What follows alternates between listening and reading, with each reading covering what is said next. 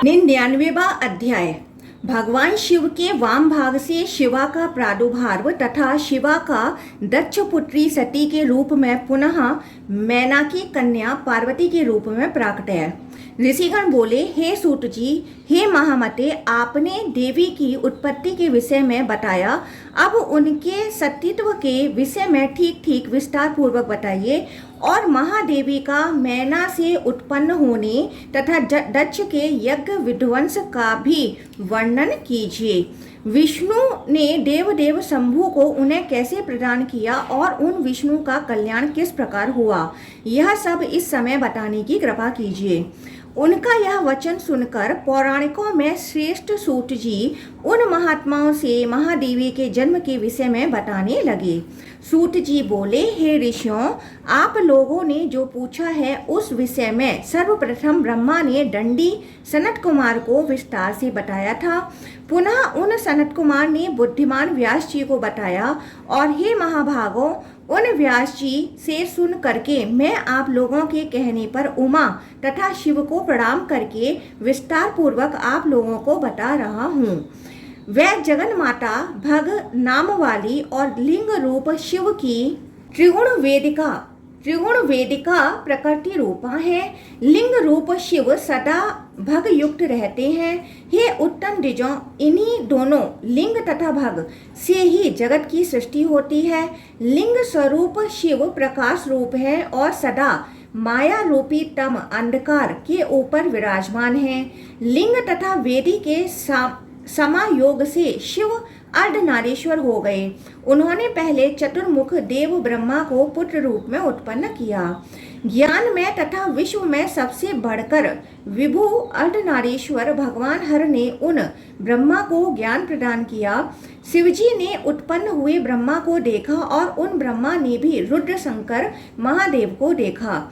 वहां स्थित अर्धनारीश्वर प्रभु शिव को देखकर ब्रह्मा ने अभीष्ट वचनों से उन वरदाता शिव की स्तुति की। इसके बाद प्रभु अज ने विश्वेश्वर विश्वात्मा शिव से प्रार्थना की, अपने को विभक्त कीजिए। तब उन्होंने अपने बाएं अंग से पत्नी के रूप में अपने ही समान देवी का सृजन किया। इन आत्म रूप पुरुष की पुरातन शुभा पत्नी श्रद्धा है। शिव की आज्ञा से वह देवी दक्ष पुत्री के रूप में उत्पन्न हुई। उस समय उनका नाम सती पड़ा और उन्होंने रुद्र को पति के रूप में स्वीकार किया। कुछ समय के बाद दक्ष की निंदा करके वह देवी पुनः मैना की पुत्री हुई। नारद के शाप के कारण अवज्ञा से दुर्मुद दक्ष ने भी देव उमापति की निंदा करके यज्ञ किया।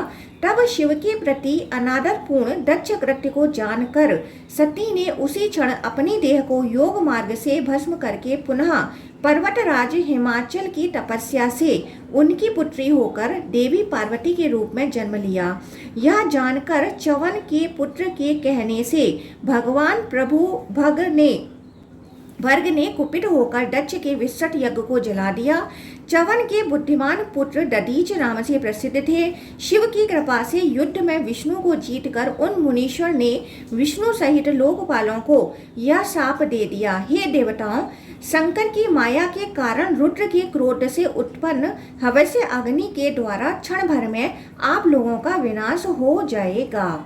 इस प्रकार श्रीलिंग महापुराण के अंतर्गत पूर्व भाग में देवी की उत्पत्ति नामक 99वां अध्याय पूर्ण हुआ। 100वां अध्याय। वीरभद्र द्वारा दक्ष यज्ञ भंग तथा भगवान महेश्वर का दक्ष प्रजापति पर अनुग्रह। ऋषिगण बोले, हे सूत जी, परमेश्वर भगवान महेश्वर ने दधीच के कहने से विष्णु सहित सबको जीत कर पुनः यज्ञ का सेवन कैसे किया। सूत जी बोले, हे ऋषियों, भगवान रुद्र ने दक्ष के अति महान यज्ञ में विष्णु आदि प्रमुख देवताओं तथा सभी मुनियों को जला दिया। हे सुव्रतों, देवी के असहनीय वियोग के कारण उन शिवजी ने अपने भद्र नामक गढ़ को भेजा। उस वीरभद्र ने अपने रोमों से उत्तम गणेशों को उत्पन्न किया। तब गणेशों के साथ रथ पर सवार होकर प्रतापशाली वीरभद्र ने प्रस्थान करने का निश्चय किया, जिनके सारथी भगवान ब्रह्मा थे। हाथों में विविध आयुध लिए हुए वे सभी गणेश्वर तथा देवता शुभ विमानों पर आरूढ़ होकर सभी ओर से उन वीरभद्र के पीछे पीछे चले। हे द्विजों, हिमवान के रमणीय तथा परम सुंदर सुवर्णमय शिखर पर गंगा द्वार के समीप कनखल नामक शुभ तथा विख्यात स्थान है। उसी स्थान में उन दक्ष की यज्ञशाला थी। जब शिवजी ने भगवान वीरभद्र को यज्ञ को दग्ध करने के लिए भेजा, उस समय लोगों को भयभीत करने वाला उत्पात होने लगा। पर्वत फटने लगे, पृथ्वी कांप उठी, वायु घूर्णित हो गए, समुद्र क्षुब्ध हो गया, अग्नि ने जलना बंद कर दिया, सूर्य दीप्ति रहित हो गया, ग्रह प्रकाशहीन हो गए और देवता तथा दानव कोई भी प्रसन्न नहीं थे। उसी क्षण दूसरी कालाग्नि के समान भगवान वीरभद्र ने अपने रोमों से उत्पन्न किए गए गणेशरों के साथ महात्मा दक्ष के यज्ञ स्थल में प्रवेश करके अमित तेज वाले दक्ष से कहा, हे दक्ष, आज पिनाकधारी शिव ने मुनियों, देवताओं तथा मुनीश्वरों सहित आपको केवल स्पर्श मात्र से दग्ध करने के लिए मुझको भेजा है। ऐसा कहकर उस श्रेष्ठ गण ने उन यज्ञशाला को जला डाला। अत्यंत क्रुद्ध गणेशरों ने यज्ञ के यूपों स्तंभों को उखाड़कर फेंक दिया। गणेशरों ने प्रस्तोता तथा होता सहित सबको जला दिया। उन गणेशरों ने सभी को पकड़कर गंगा की धारा में फेंक दिया। महातेजस्वी तथा अधीन आत्मा वाले वीरभद्र ने उठे हुए इंद्र के वज्र युक्त हाथ को स्तंभित कर दिया और अन्य देवताओं के हाथों को भी स्तंभित कर दिया। उन्होंने लीला पूर्वक अपने नाखूनों के अग्रभाग से भग के नेत्रों को निकालकर पुनः मुष्टिका से प्रहार करके पूषा के दांतों को तोड़कर गिरा दिया। इसके बाद प्रतापी भगवान वीरभद्र ने अपने पैर के अंगूठे से बिना प्रयास के चंद्रदेव को घर्षित कर दिया और उन प्रभु इंद्र के सिर को काट दिया। महाबली वीरभद्र ने लीला पूर्वक अग्निदेव के दोनों हाथों को काटकर तथा जीव उखाड़कर पैर से उनके सिर पर प्रहार किया। तत्पश्चात प्रभु भगवान वीरभद्र ने स्वयं यम के दंड को काट दिया और महाबली ईशान देव को त्रिशूल से मारा। उन्होंने वसु, रुद्र आदित्य रूप 33 देवताओं तथा इन्हीं तीनों के 300 तथा 3000 भेदों को लीला पूर्वक अनायास ही मार करके इंद्र, अग्नि, सोम रूप 3 प्रधान देवों, मुनीश्वरों तथा युद्ध के लिए सन्नद्ध अन्य सभी देवताओं को भी मार डाला। इसके बाद महातेजस्वी लक्ष्मीपति भगवान विष्णु अपना चक्र उठाकर आवेश युक्त होकर उन रुद्र के साथ युद्ध करने लगे। उन दोनों के बीच अति भयंकर तथा रोमांचकारी युद्ध हुआ। उन विष्णु के योग बल से हाथों में शंख, चक्र, गदा धारण किए हुए दिव्य देह वाले तथा परम दारुण असंख्य योद्धा उत्पन्न हो गए। तब उन वीरभद्र देव ने नारायण के समान प्रभा वाले उन सबको भी मार करके रणभूमि में ही गदा से लीला पूर्वक विष्णु देव के सिर पर प्रहार किया। इसके बाद उनके वक्षस्थल पर प्रहार किया। तब वह पुरुषोत्तम विष्णु अचेत होकर पृथ्वी पर गिर पड़े। इसके बाद उठ करके उन वीरभद्र को मारने के लिए चक्र उठाकर वह श्रीमान पुरुष श्रेष्ठ प्रभु क्रोध से लाल नेत्रों वाले होकर खड़े हो गए। उन विष्णु का भयानक तथा काला आदित्य के समान तेज वाला जो चक्र था, उसको अधीन आत्मा वाले वीरभद्र ने स्तंभित कर दिया। वह हाथ में पड़ा ही रह गया और हिला तक नहीं, और वीरभद्र के द्वारा स्तंभित कर दिए गए वह विष्णु भी पर्वत की भांति स्थिर होकर खड़े रहे। इसके बाद वीरभद्र ने 3 बाणों से विष्णु के सांग नामक धनुष को काट दिया और वह 3 टुकड़ों में हो गया एवं सांग धनुष के सिरे से लग जाने के कारण विष्णु का सिर कट गया। उनका कटा हुआ सिर शीघ्र ही भगवान शंकर की निःश्वास वायु से प्रेरित होकर रसातल में चला गया। तत्पश्चात वहां उनकी आह्वनीय अग्नि में प्रवेश किया। ध्वस्त कलश वाले तथा तोरणों सहित टूटे हुए यूप वाले उस जलते हुए यज्ञ वाटकों को देखकर यज्ञ देव भी भाग गए। तब मृग के रूप से आकाश की ओर भागते हुए उस यज्ञ देव को पकड़कर वीरभद्र ने उसे सिरविहीन कर दिया। तत्पश्चात महाबली वीरभद्र ने प्रजापति, धर्म, जगत गुरु कश्यप, अरिष्टनेमि, मुनीश्वर बहुपुत्र मुनि अंगिरा और कृष्णाश्व के सिर पर पैर से प्रहार किया। हे श्रेष्ठ द्विजों, उसने यशस्वी दक्ष के सिर पर भी पैर से प्रहार किया और उनके सिर को काट दिया तथा उसे अग्नि में जला दिया। तदंतर प्रतापशाली वीरभद्र अपने नाखून के अग्रभाग से देव माता सरस्वती की नासिका का अग्रभाग काटकर ऐश्वर्य युक्त होकर सबके बीच उसी तरह स्थित हुए जैसे शमशान में भगवान भव। इसी समय महातेजस्वी प्रभु ब्रह्मा जी प्रार्थना करते हुए प्रणत होकर वीरभद्र से बोले, हे भद्र, क्रोध मत कीजिए, देवता गण नष्ट हो गए हैं। हे सुव्रत, प्रसन्न होइए और अपने रोमों से उत्पन्न गणेशों सहित सबको क्षमा कीजिए। तब वह वीरभद्र भी परमेष्टि ब्रह्मा के प्रभाव से धीरे धीरे शांति को प्राप्त हुए। उनकी आज्ञा से शांत होकर वह खड़े हो गए। उस समय भगवान महादेव वृषभ ध्वज अंतरिक्ष में स्थित थे। देव ब्रह्मा ने गणों सहित उन सर्वदाता सभी लोकों के स्वामी भगवान भव से प्रार्थना की। तब उन्होंने मारे गए उन सभी को पूर्व की भांति शरीर प्रदान कर दिया। महेश्वर ने इंद्र, महात्मा विष्णु, दक्ष, मुनीन्द्र तथा अन्य लोगों को सिर प्रदान कर दिया। देव माता सरस्वती को नासिका प्रदान कर दी। नष्ट हुए लोगों को जीवन प्रदान कर दिया। साथ ही उन्होंने विविध वर भी प्रदान किए। भगवान महाप्रभु भव ने लीला पूर्वक ध्वस्त मुख वाले दक्ष का सिर सहित मुख बना दिया। तब चेतना प्राप्त दक्ष ने भी उठकर हाथ जोड़ करके देव देवेश वृषभ ध्वज शंकर की स्तुति की। उनके द्वारा स्तुत होकर महातेजस्वी शिव ने उत्तम कर्म वाले उन दक्ष को विविध वर प्रदान करके उन्हें गणपत्य पद प्रदान किया। तब सभी देवताओं ने देवेश परमेश्वर की स्तुति की। भगवान नारायण ने भी हाथ जोड़कर उनकी स्तुति की। ब्रह्मा तथा सभी मुनियों ने भी ब्रह्मा की सृष्टि करने वाले देव देवेश नीलकंठ वृषभ ध्वज की पृथक पृथक स्तुति की। इसके बाद उन देवताओं पर अनुग्रह करके शिवजी भी अंतर्धान हो गए। इस प्रकार श्रीलिंग महापुराण के अंतर्गत पूर्व भाग में शिवकृत दक्ष यज्ञ विध्वंस नामक 100वां अध्याय पूर्ण हुआ। 101वां अध्याय। सती का हिमवान की पुत्री पार्वती के रूप में प्राकट्य। शिव की प्राप्ति के लिए उनका कठोर तप, तारकासुर द्वारा देवताओं को पराजित करना, शिव द्वारा कामदेव का दहन तथा पुनः जीवित करना। ऋषिगण बोले, कल्याणमयी अम्बा सती हिमवान की पुत्री कैसे हुई और उन्होंने देव देवेश महेश्वर को पति के रूप में कैसे प्राप्त किया। सूत जी बोले, हे श्रेष्ठ द्विजों, उस श्रेष्ठ अंगना ने तपस्या के द्वारा अपनी इच्छा से मैना के शरीर का आश्रय लेकर हिमालय की पुत्री के रूप में जन्म लिया।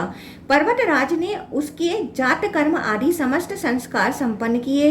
तब 12वां वर्ष पूर्ण होने पर हिमवान की वह सुंदर पुत्री तपस्या करने लगी। उसके साथ सुंदर मुख वाली उसकी छोटी बहन और सर्वलोक नमस्कृत एक दूसरी छोटी बहन भी थी। तब सभी ऋषि सभी लोगों की महेश्वरी उस देवी को चारों ओर से घेर कर तप के लिए उसकी स्तुति करने लगे। उनमें सबसे बड़ी अपर्णा थी, उससे छोटी सुंदर मुख वाली एक पर्णा थी और तीसरी परम सुंदरी एक पाटला नाम वाली थी। महादेवी पार्वती की तपस्या से सभी प्राणियों के स्वामी परमेश्वर महादेव शिव उनके वश में हो गए। इसी समय तारक नाम वाला एक दानव हुआ। दिति को आनंदित करने वाला वह तार पुत्र तारक महातेजस्वी था। उसके 3 पुत्र थे, महान असुर तारकाक्ष, भाग्यशाली विद्युन्माली और पराक्रमी कमलाक्ष। तार नामक उनके महाबली पितामह ने प्रभु ब्रह्मा की कृपा से अपनी तपस्या के द्वारा अतुलनीय पराक्रम प्राप्त कर लिया था। उस महातेजस्वी तार ने चराचर सहित तीनों लोकों को जीतकर संग्राम में विष्णु को भी जीत लिया था।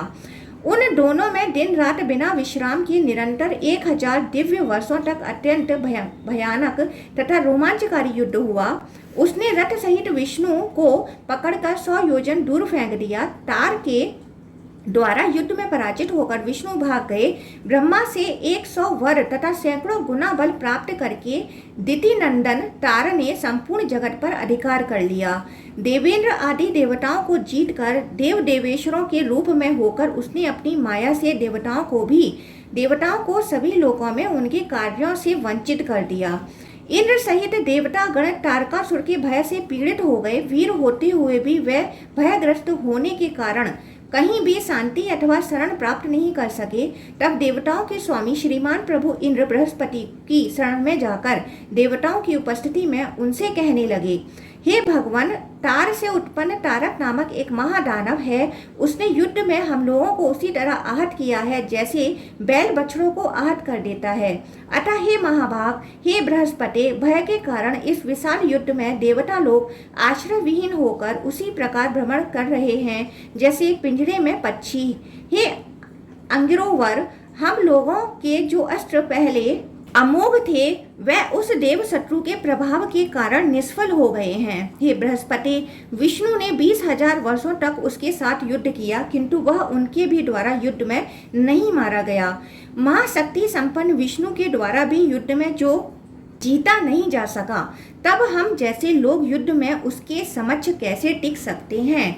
इंद्र के ऐसा कहने पर श्रेष्ठ देवताओं तथा इंद्र को साथ लेकर बृहस्पति ने विभु ब्रह्मा के पास पहुंचकर सब कुछ बताया।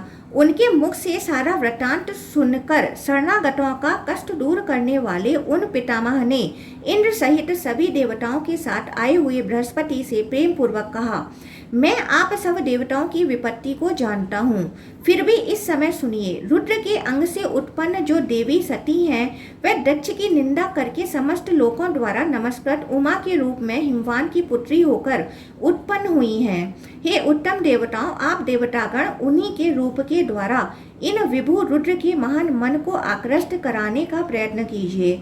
उन दोनों के संयोग से शक्तिधर प्रभु स्कंद उत्पन्न होंगे। वह सदास्य 6 मुख वाले, 12 भुज 12 भुजाओं वाले सेनानी पावकी प्रभु स्वाहे कार्तिकेय गांगेय सरधामज देव शाख विशाख नैगमेश वीर्यवान सेनापति और कुमार नाम वाले होकर सभी लोकों से नमस्कृत होंगे। वह महासेन बालक होते हुए भी बिना प्रयास के अकेले ही उस महाबली तारकासुर का वध करके देवताओं का उद्धार करेंगे। तब उन परमेष्ठी ब्रह्मा के इस प्रकार कहने पर इंद्र सहित सभी देवताओं के साथ सुव्रत बृहस्पति ने देव उन ब्रह्मा को प्रणाम करके मेरु के शिखर पर पहुंचकर कामदेव का स्मरण किया। हे श्रेष्ठ द्विजों, देवगुरु ब्रह्मा के स्मरण करने से जगत का जीव स्वरूप कामदेव भी अपना भार्या रति के साथ वहां आकर हाथ जोड़कर नमस्कार करके इंद्र सहित उन बृहस्पति से बोला, हे बृहस्पति, आपने मेरा स्मरण किया है, अतः मैं आपके पास आया हूँ, मुझे जो करना हो उसे बताइए। तब देव पूजित बृहस्पति उससे कुछ बोलने ही वाले थे कि उत्सुकतावश भगवान इंद्र ने कामदेव की प्रशंसा करके उससे कहा, अब आप सुखपूर्वक शंकर के साथ अंबिका का संयोग कराइए। वह भगवान वृषभध्वज जिस भी उपाय से उनके साथ रमण करें, अपनी पत्नी रति के साथ आप उस उपाय को खोजिए। पहले से ही उन अंबिका से वियुक्त हुए वे महादेव भी उन पार्वती उमा को पुनः प्राप्त करके प्रसन्न होकर आपको शुभ गति प्रदान करेंगे। उनके ऐसा कहने पर देव इंद्र को नमस्कार करके कामदेव ने उस रति के साथ शंकर जी के आश्रम में जाने का निश्चय किया।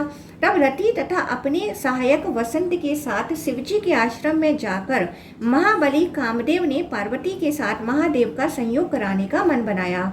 तत्पश्चात कामदेव को देखकर हंसते हुए त्रिनेत्र शिव ने अवज्ञा पूर्वक उसे अपने तीसरे नेत्र से देखा।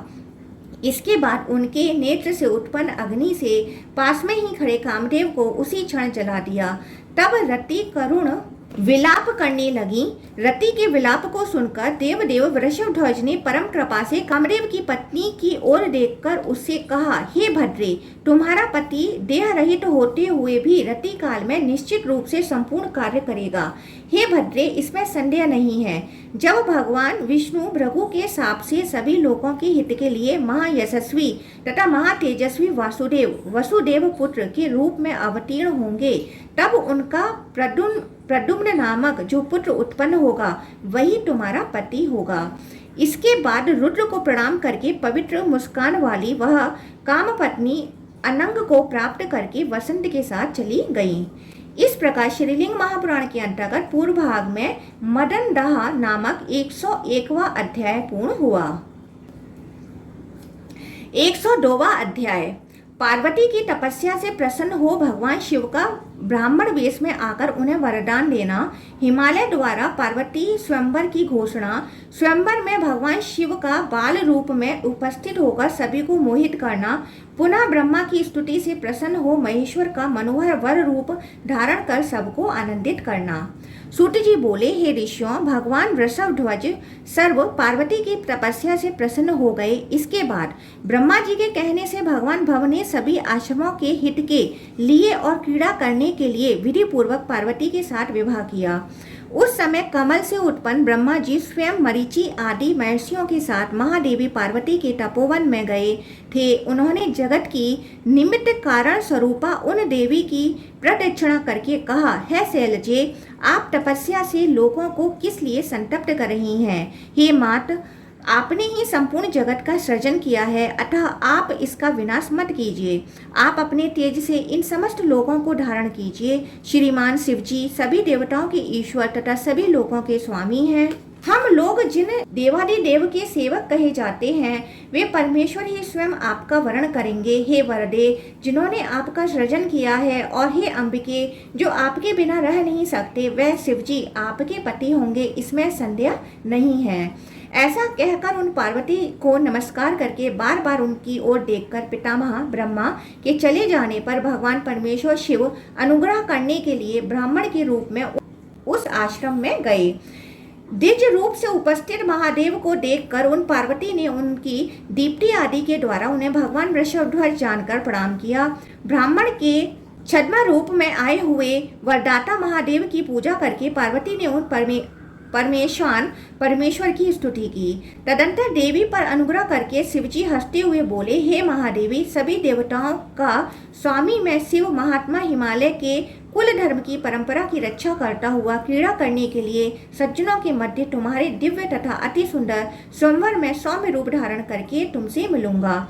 ऐसा कह करके उन्हें दिव्य दृष्टि से देखकर शिवजी अपने अभीष्ट प्रिय दिव्य लोक को चले गए और इसके बाद वह भी चली गईं। तब देवी को देखकर मैना सहित हिमालय साक्षात तपस्विनी अपनी पुत्री का आलिंगन करके उनका मस्तक सूंघकर और उनकी पूजा करके अत्यंत प्रसन्न हुए। तत्पश्चात देवादिदेव शिव द्वारा अपनी पुत्री को दिए गए संकेत को न जानते हुए भी हिमालय ने सभी लोकों में देवी के स्वयंवर की घोषणा कर दी।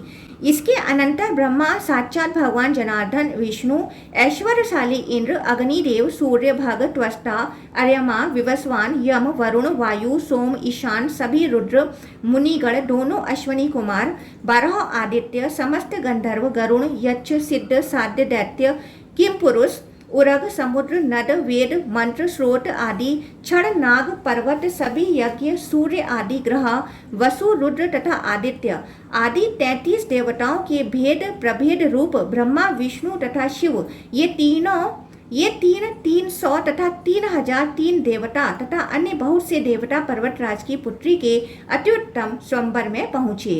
तदंतर पार्वती देवी स्वर्ण निर्मित तथा सभी रत्नों से अलंकृत सर्वतोभद्र नामक उत्तम विमान पर आरूढ़ होकर नृत्य करती हुई अप्सराओं सभी आभूषणों विभूषित विविध गंधर्वों, सिद्धों तथा परम सुंदर किन्नरों के साथ और बंदी जनों द्वारा स्तुत होती हुई वहां उपस्थित हुई। उनकी सखी मलिनी रत्न किरणों से मिश्रित श्वेत वर्ण का संध्याकालीन चंद्रमंडल सदृश छत्र उन पार्वती के ऊपर लगाए हुए थीं। वह पार्वती हाथों में चंवर लिए हुए दिव्य स्त्रियों से घिरी हुई थीं। कल्प वृक्ष के पुष्पों से निर्मित माला हाथ में लेकर जया नामक सखी खड़ी थीं और विजया व्यंजन पंखा लेकर देवी के समीप खड़ी थीं। देवताओं की सभा में अपने हाथ में माला लेकर देवी पार्वती के स्थित होने पर भगवान वृषभध्वज भव महादेव क्रीड़ा करने के लिए एक शिशु के रूप में होकर देवी की गोद में सोए हुए की भांति स्थित हो गए। तब उनकी गोद में स्थित शिशु को देखकर यहाँ पर यह कौन है ऐसा विचार करके वहां उपस्थित देवतागण क्षुब्ध हो उठे। वृत्रासुर का संहार करने वाले इंद्र ने भुजा उठाकर उस शिशु के ऊपर वज्र चलाना चाहा, किंतु उनका उठा हुआ वह बाहु वैसा ही रह गया। शिशु रूपधारी देव शिव के द्वारा लीला पूर्वक स्तंभित कर दिए गए वह इंद्र वज्र फेंकने तथा अपनी भुजा चलाने में समर्थ नहीं हुए। इसी प्रकार अग्निदेव भी अपनी शक्ति चलाने में समर्थ नहीं हुए और वैसे ही खड़े रह गए। हे श्रेष्ठ मुनियों, इसी प्रकार यम अपने दंड को, नितर्ती अपने खड़ग को, वरुण अपने नागपाश को, वायुदेव अपने ध्वज दंड को, सोम अपनी गदा को, दंडधारियों में श्रेष्ठ कुबेर अपने दंड को तथा ईशान अपने तीक्ष्ण त्रिशूल को उठाकर खड़े ही रह गए। सभी रुद्र शूल को, सभी आदित्य मुसल को तथा वसुगण मुडगर को उठाए ही रह गए। सभी देवता शीघ्र ही महादेव के द्वारा स्तंभित कर दिए गए। इसी प्रकार देवादिदेव अन्य देवताओं को भी स्तंभित कर दिया। विष्णु अपने सिर को हिलाते हुए चक्र उठाकर खड़े रहे। उस बालक ने उनके भी सिर को स्थिर कर दिया। वह विष्णु अपना चक्र फेंकने तथा बाहुओं को चलाने में समर्थ नहीं हुए। पूषा ने मोहित होकर अपने दांतों से दांतों को किटकिटाते हुए उस बालक की ओर देखा। शिव के देखने मात्र से ही उसके दांत गिर गए। उसी प्रकार विभु शिव ने सबके बल, तेज तथा योग को स्तंभित कर दिया। इसके बाद क्रोध में भरे हुए उन समस्त देवताओं के स्तंभित हो जाने पर अत्यंत व्याकुल ब्रह्मा ने शंकर का ध्यान करके यह जान लिया कि उमा की गोद में भगवान ईशान ही विराजमान है। ईशान देव को पहचानकर शीघ्र उन्हें उठाकर विस्मित हुए पितामह ने शंभु के चरणों की वंदना की और प्राचीन सामगानों, उनके पवित्र नामों तथा गुप्त नामों के द्वारा उनकी स्तुति की। ब्रह्मा ने कहा, आप समस्त लोगों की सृष्टा तथा प्रकृति के प्रवर्तक हैं। आप सभी लोगों की बुद्धि एवं अहंकार हैं। आप ईश्वर हैं। हे ईश, आप ही सभी प्राणियों की इंद्रियों के प्रवर्तक हैं। हे महाभावों, सर्वप्रथम आपके दाहिने हाथ से पुरातन मैं ब्रह्मा उत्पन्न हुआ हूँ और बाएं हाथ से भगवान प्रभु नारायण उत्पन्न हुए हैं। हे सृष्टि कारण, हे ये देवी प्रकृति सर्वदा आपकी पत्नी का रूप धारण कर जगत की कारणभूता बनी है। हे महादेव, आपको नमस्कार है। महादेवी को बार बार नमस्कार है। हे देवेश, मैंने आपकी कृपा से तथा आपके आदेश से इन प्रजाओं तथा देवता आदि का सृजन किया है। आपके योग से मोहित होकर ये देवगण अब मूर्ता को प्राप्त हो गए हैं। अब आप इन पर अनुग्रह कीजिए जिससे ये पूर्व की भांति हो जाएं।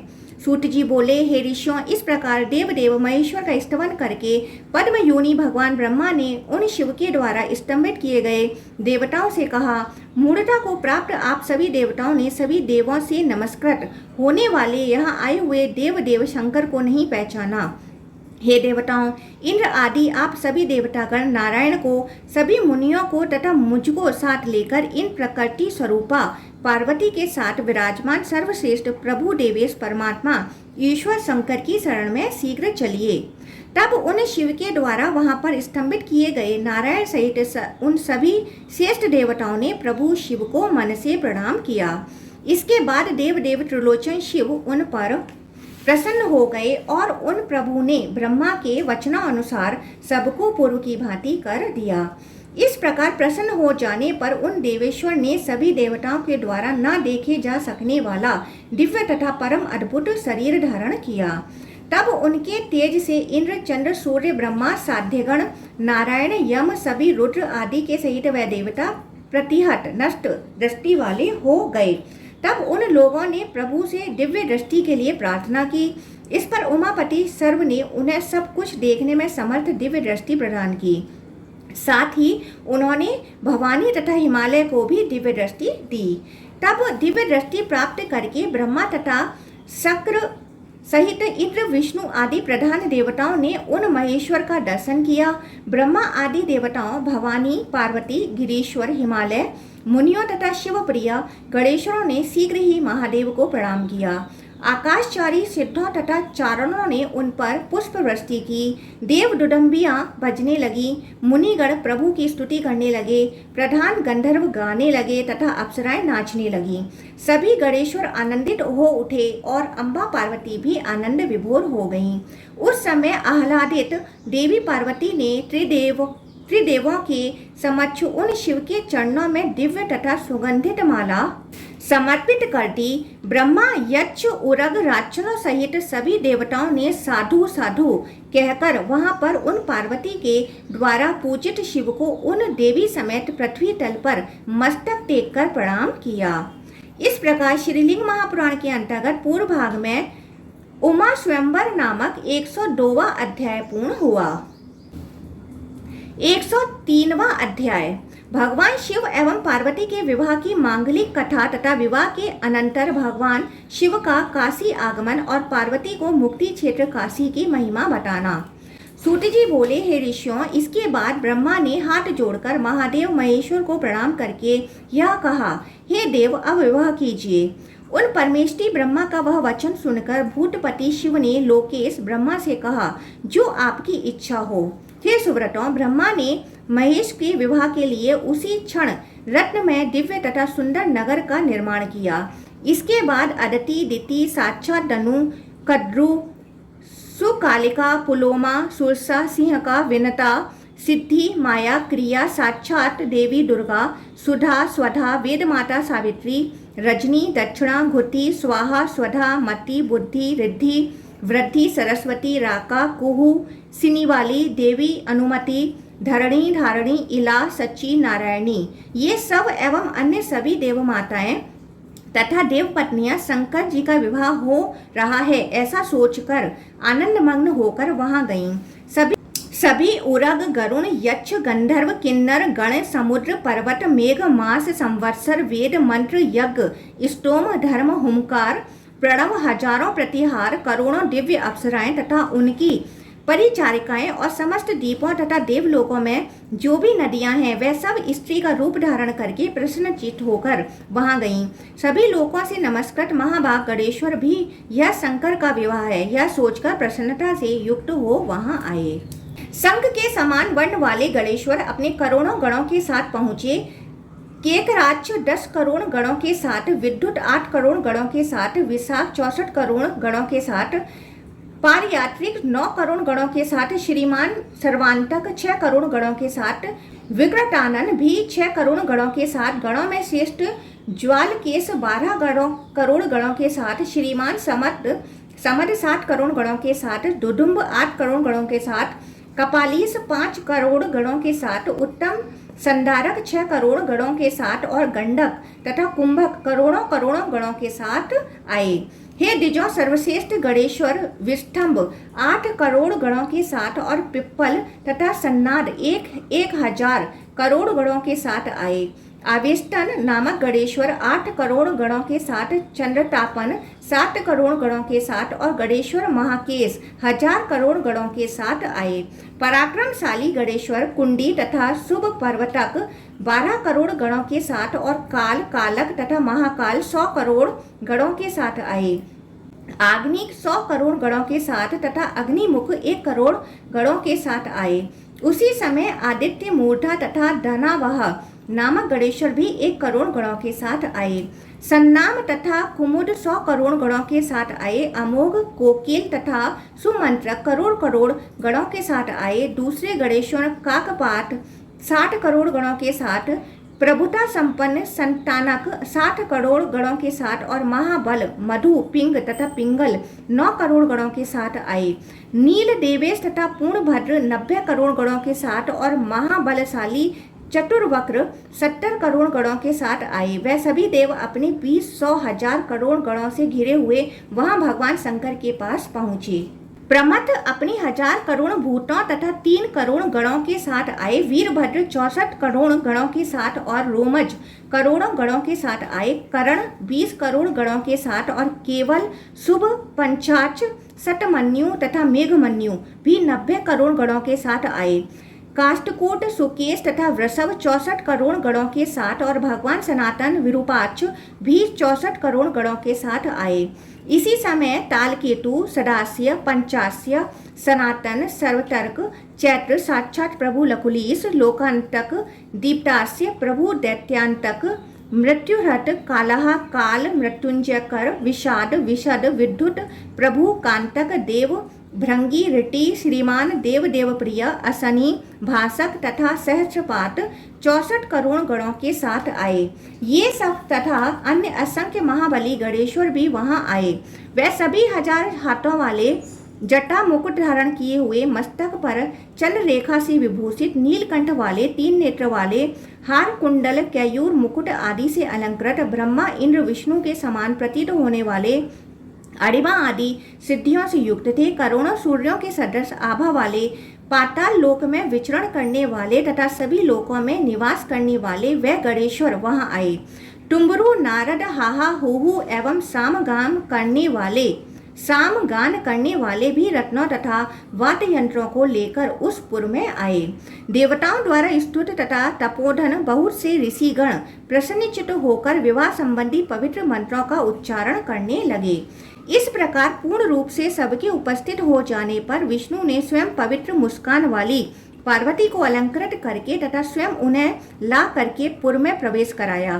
तदंतर ब्रह्मा ने देवताओं के स्वामी नारायण विष्णु से सभा में कहा, हे प्रभु, पहले आप इन रुद्र के बाएं अंग से भवानी तथा देवताओं के साथ उत्पन्न हुए और मैं इनके दाहिने अंग से उत्पन्न हुआ। मेरे अंश स्वरूप पर्वतराज हिमालय वास्तव में इस यज्ञ के लिए ही उत्पन्न किए गए हैं। इन पार्वती ने परमेष्टि शिव की माया से हिमवान की पुत्री के रूप में जन्म लिया है, अतः यह सभी लोगों की आपकी तथा मेरी भी धात्री जननी है और श्रोत स्मार्त प्रवृत्ति के लिए विवाह के उद्देश्य से यहाँ आए हुए ये रुद्र सबके धाता जनक हैं। चूंकि पृथ्वी जल अग्नि आकाश चंद्र सूर्य आत्मा तथा पवन शिव के ही विग्रह स्वरूप हैं, अतः इंद्र रुद्रदेव की इन्हीं मूर्तियों से ही जगत उत्पन्न हुआ है। तथापि हिमवान के तथा मेरे वचन से शुक्ल कृष्ण लोहित वर्ण वाली माया रूपा इन पार्वती को उन शिव के निमित्त प्रदान कर देना चाहिए। हे विष्णु, आप भी प्रकृति रूप हैं। पर्वतराज के साथ यह संबंध आपके लिए भी कल्याणप्रद है। मैं पद्मा कल्प में आपके नाभि कमल से उत्पन्न हुआ था, अतः आप मेरे अंश स्वरूप इन हिमालय के तथा मेरे भी गुरु हैं। सूत जी बोले, हे ऋषियों, तब उन देव जनार्दन ने ब्रह्मा से कहा, ठीक है। तब देवतागण सभी मुनि तथा देव शिव प्रसन्न हो गए। तदंतर कमल के समान नेत्र वाले उन विद्वान पद्मानाभ विष्णु ने उठकर उन पार्वती को प्रणाम करके अपने हाथों से शिव के दोनों चरणों को धोकर अपने ब्रह्मा के तथा हिमालय के सिर पर जल छिड़का। हे शिव, आपकी नित्य संबंधनी ये पार्वती विवाह विधि की सिद्धि के लिए ही मैना से उत्पन्न हुई हैं। ये मेरी छोटी बहन है। ऐसा कहकर विष्णु ने उन पार्वती को देवेश्वर के लिए जल सहित समर्पित करके स्वयं अपने को भी उन देव के लिए जल सहित समर्पित कर दिया। इसके बाद सभी वेदों के अर्थों में पारंगत श्रेष्ठ मुनियों ने कहा, विचार करने पर वस्तुतः ये महादेव शिव ही दाता ग्रहिता द्रव्य तथा फल सब कुछ हैं और इन्हीं की माया से यह जगत स्थित है। ऐसा कहकर प्रसन्नता से रोमांचित उन सभी ने शिवजी को प्रणाम किया। उस समय आकाशचारी सिद्धों तथा चारणों ने पुष्प वृष्टि की, देवताओं की दुदुम्बियां बजने लगीं और अप्सराएं नृत्य करने लगीं। सभी वेदों ने शरीर धारण करके ब्रह्मा तथा मुनियों के साथ उन देव उमापति महेश्वर को प्रणाम किया। लज्जा से भरी हुई देवी पार्वती को देखकर शिव तृप्त नहीं होते थे और दूसरा रहित शरीर वाली वह पार्वती भी देव वृषभध्वज को देखकर तृप्त नहीं होती थीं। तब शिव ने विष्णु से कहा, मैं वरदाता हूँ। इस पर उन्होंने भी शंकर से कहा, आप में मेरी भक्ति बनी रहे, मुझ पर प्रसन्न होइए। तब शिव ने उन्हें ब्रह्मा तत्व प्रदान किया। इसके बाद ब्रह्मा ने पुनः प्रभु से प्रार्थना करते हुए कहा, मैं उपाध्याय आचार्य के पद पर स्थित होकर अग्नि में हवन करता हूँ और यदि आप आज्ञा दें तो जो विधि अभी तक नहीं की गई है उसे संपन्न करूं। तब जगत के स्वामी देव शंकर ने उन देव ब्रह्मा से कहा, हे सुरश्रेष्ठ, जो अभीष्ट हो उसे आप इच्छा अनुसार कीजिए। हे देव हे पितामह, मैं आपके समस्त वचन का पालन करूंगा। तदंतर उन्हें प्रणाम करके प्रसन्नचित्त परम प्रभु लोक पितामह ब्रह्मा ने शिव तथा देवी पार्वती के हाथों को परस्पर मिला दिया। स्वयं अग्निदेव हाथ जोड़े हुए वहां उपस्थित हुए। साक्षात मूर्तिमान होकर उपस्थित वैवाहिक श्रौत महामंत्रों के द्वारा यथोक्त विधि से हवन करने के अनंतर विष्णु के द्वारा लाए गए लाजा धान का लावा का भी यथाक्रम हवन करके विविध गोदानों से विप्रों की पूजा कर पुनः 3 बार अग्निदेव की प्रदक्षिणा कराकर उनके मिले हुए हाथ को मुक्त कराकर भगवान ब्रह्मा ने प्रसन्न मन से सभी देवताओं ऋषियों तथा मनुष्यों के साथ देव उमापति को प्रणाम किया। तत्पश्चात उन दोनों को पाद्म जल देकर और शंभु को आचमन मधुपर्क तथा गौ प्रदान करके पुनः शिव को प्रणाम करके भगवान ब्रह्मा इंद्र आदि देवताओं के साथ स्थित हो बैठ गए। समस्त भृगु आदि मुनियों तथा सूर्य आदि ग्रहों ने अक्षतों तथा तिल टंडलों से वृषभ ध्वज का अर्चन करके उनकी स्तुति की। तत्पश्चात वह रुद्र शिव ब्रह्मोक्त समस्त वैवाहिक कृत्य संपन्न करके तथा अग्नि को अपने में आरोपित करके सभी लोगों के हित के लिए उन पार्वती के साथ वहां से प्रस्थित हुए।